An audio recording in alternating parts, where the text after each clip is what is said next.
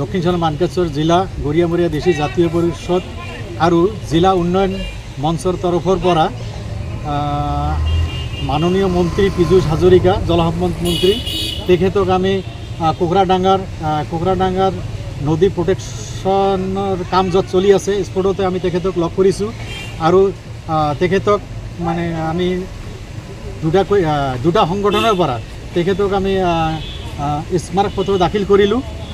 तेखेतक और आमी दाबी जनालो যে বর্তমান যে পার্মানেন্ট প্রোটেকশন চলি আছে এই পার্মানেন্ট প্রোটেকশনের পিছত না বর্তমান যে টেম্পোরারি প্রোটেকশন চলি আছে এই টেম্পোরারি প্রোটেকশনের পিছত পার্মানেন্ট একটা সলিউশনের কারণে শিশুমারা বিএসএফ ক্যাম্পর পৰা জলেশ্বৰ লৈকে হাই টেকনোলজি প্ৰয়োগ কৰি এটা বান্ধ নিৰ্মাণ কৰাৰ বাবে আৰ তাৎক্ষণিকভাবে শিশুমাৰা বিএসএফ ক্যাম্পৰ পৰা মলাখাওয়া ইএনডি বান্ধ পর্যন্ত এটা পার্মানেন্ট প্রোটেকশন করি বর্তমানের কারণে একটা নিরাপত্তা আইবিবি রোডটার একটা নিরাপত্তার কারণে তেখেতক আমি দাবি জানালো তাৰোপৰি আজি আমাৰ অসমৰ মাননীয় বিত্তমন্ত্ৰী অজন্তা নায়কক আমি আজি হাটশিঙিমাৰীস্থ আৱৰ্ত ভ্ৰমণত লগ কৰিলোঁ আৰু তেখেতক আমি এখন জিলা উন্নয়ন মঞ্চ আৰু গড়িয়ামৰিয়া দেশী জাতীয় পৰিষদৰ তৰফৰ পৰা দুটাকৈ মেমৰেণ্ডাম দাখিল কৰিলোঁ আমাৰ মেমৰেণ্ডামত উল্লেখ আছিল আজি এই কালিৰালগা বিওপিৰ পৰা জলেশ্বর পর্যন্ত একটা হাই টেকনোলজি প্রয়োগ করে বানকাম রোড নির্মাণ করার বাবে কারণ এই বানকাম রোডটা নোহালৈকে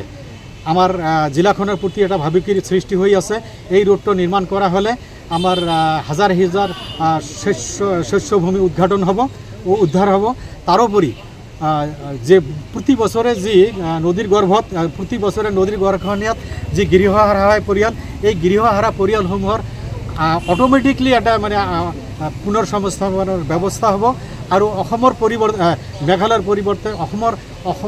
অসমৰ ভূমি দি গুৱাহাটী অহা যোৱাৰ একটা পথ নিৰ্মাণ হব আৰ ভবিষ্যতেৰ কাৰণে চিৰদিনেৰ কাৰণে নদীৰ গড়াখহনীয়াৰ সমস্যাটা দূৰ হব বলে আমি মানে দুজন মাননীয় মন্ত্ৰীক অবগত কৰাইছো আৰ এই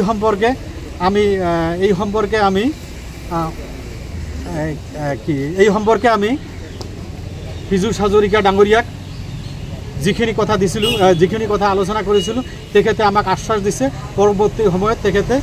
নদীৰ গড়াখহনীয়া পাৰ্মানেণ্ট প্ৰটেকশ্যনৰ বাবে যিখিনি ব্যৱস্থা কৰিব লাগে সেইখিনি ব্যৱস্থা কৰিব বুলি তেখেতে আমাক আশ্বাস দিছে।